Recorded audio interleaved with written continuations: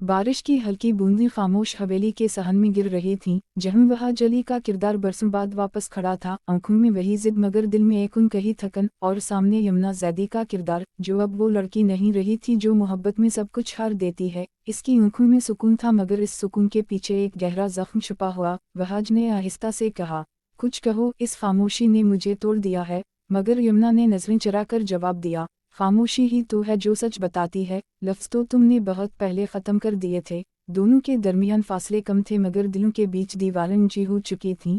वहाज का किरदार पहली बार अपनी गलतियों का बोझ महसूस कर रहा था। इसकी आवाज़ भरा गई, मैं बदल गया हूँ। यमुना की हल्की सी मुस्कुराहट में कड़वाहट थी। बदल जाना आसान है मगर जो टूट जाए वो वापस नहीं आता। एक लम्हे के लिए वक्त रुक सा गया, बारिश तेज हो गई और उसी शोर में दोनों के दिलों की धड़कनें एक दूसरे से सवाल कर रही थीं कि क्या मोहब्बत को दूसरा मौका मिल सकता है या ये सीज़न सिर्फ अधूरे फैसलों की कहानी होगा। यमुना ने मुड़ते हुए बस इतना कहा, इस बार अगर साथ चले तो सच के साथ। और वहाज वहीं खड़ा रह गया, पहली बार मोहब्बत को खोने के खौफ के साथ, क्योंकि अब कहानी इसकी मर्जी से नहीं, किस्मत के एक नए मोड़ से शुरू हो चुकी थी।